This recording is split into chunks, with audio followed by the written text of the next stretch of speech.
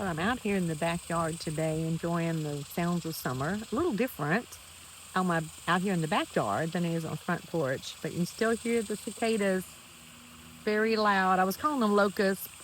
I'll still call them locusts, but they're a little different. But it's amazing how loud these things are.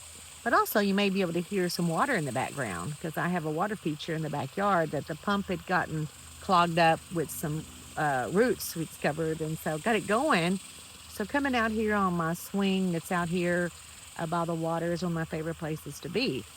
And not only is a little bit of escape for in the house and the things that we're dealing with there, but it's also a place for me just to relax and to think about something beyond what I can see in the natural.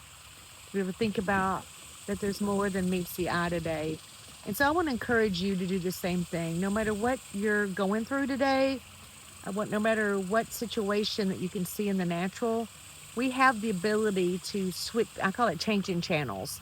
We can just stay in the natural, which is just the physical things that I can see, hear, taste, touch, or smell with my physical senses, or I can transcend and know that inside of me there's this kingdom, there's a spiritual place or a spiritual kingdom where I can either let God be the rule today or I can let Pam be the rule. I can let my emotions, my natural senses rule, first of all, my feelings, which will eventually lead me to actions. Thoughts bring feelings, and feelings bring actions. So if I'm going to want to change the way I'm acting, then I'm going to have to try to get into a place I can change the way I'm thinking. And so the most beautiful way to do that is to start thinking about the supernatural, whether it's to put on praise music. You know, when you start praising Him, all of a sudden the problems just seem a little smaller when you make your God bigger. Believe it was King David that said, "Oh, magnify the Lord with me." Can we make God bigger? No. But I can make Him bigger in me today or in my thoughts today as I start magnifying Him, as I start remembering what He's done.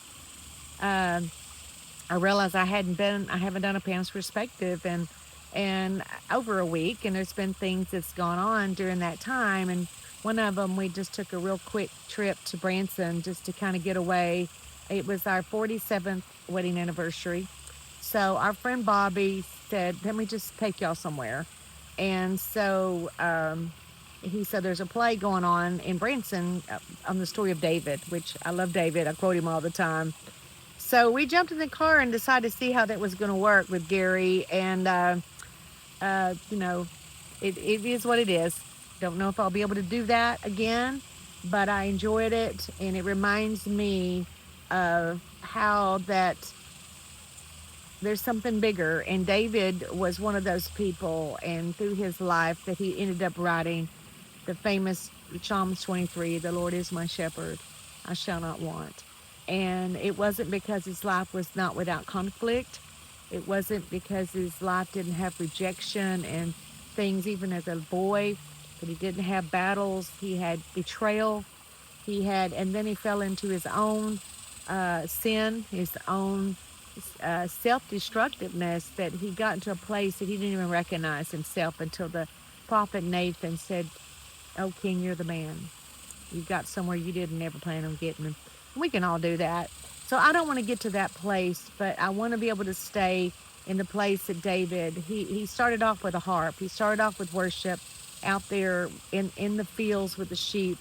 Was able to, that harp took him to the king's house before he ever was able to end up, then he ended up fighting Goliath and ended up marrying the princess at some point and ended up being the king, and who would be a forefather of Jesus the Christ himself. I love it when the blind man cried out, "Oh, thou son of David, thou son of David, have mercy on me." Today, I cry out, "Oh, thou son of David, Jesus, have mercy on me in my situation." I got to remember who He is, and thankful today that I was able to fix my little water pump and didn't have to buy another one. That was a miracle. So thank you, Lord, and thank you guys for listening. I love you. Thank you for just letting me share my journey with you.